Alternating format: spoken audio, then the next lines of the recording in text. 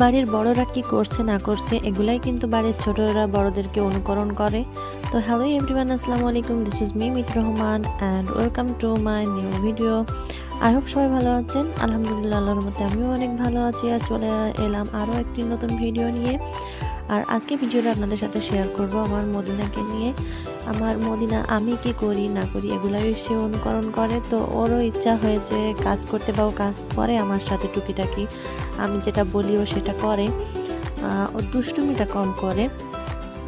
তো এখানে ও মটরশুঁটি বাছতেছে ও দাদার সাথে। আর এই মটরশুঁটিটাকে এখনও রান্না করবে, মানে ভাজবে। তো প্রথমে কড়াইয়ে তেল দিয়ে দিল, তারপরে মরিচ কুচিটা দিয়ে দিল। এখন দেখেন ওর খুন্তি ধরা স্টাইল, ও খুন্তি দিয়ে নাড়ে।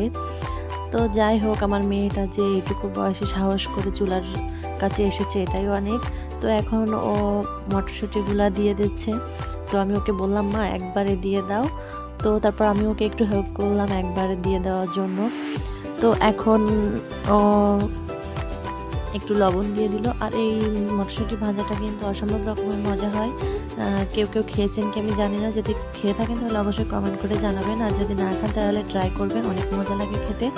একটু অল্প একটু তেল দিয়ে তার মধ্যে মটরশুঁটি, একটু লবণ, একটু মরিচের গুঁড়া, বা আপনারা মরিচ কুচিও দিতে পারেন চাইলে, একটু হলুদ গুঁড়া হালকা।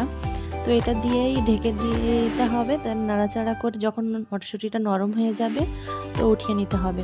তো এখন এই যে দেখুন মদিনা এটা পরিবেশন করছে, ওর জন্য নিয়ে নিচ্ছে সামান্য পরিমাণ, যদিও ঝাল দিয়েছি, মদিনা তো ঝাল অত খেতে পারে না। তো কেমন হয়েছে আমার মেয়ের রিয়াকশন দেখে আপনারা বুঝে নেবেন যে কেমন হয়েছে। আর এই রান্নাটা কিন্তু পুরাটাই মদিনা করেছে, ক্রেডিট মদিনার। আর এই মটরশুঁটিটা আমাদের বাসায় সবাই পছন্দ করে, বিশেষ করে আম্মু। এই সিজনে, মটরশুঁটির এই সিজনে প্রতিদিন রাত্রে আম্মু এটাই খায়, ডিনারে আম্মু ভাত খায় না। তো এটা আমারও অনেক মজা লাগে। আর এখন দেখছি মদিনাও এটা অনেক পছন্দ করছে। তো আজকে ভিডিওটা এই পর্যন্ত। ভালো লাগলে সবাই লাইক, কমেন্ট, শেয়ার দিয়ে আমার পাশে থাকবেন। Thanks for watching, take care, bye bye, আল্লাহ হাফেজ।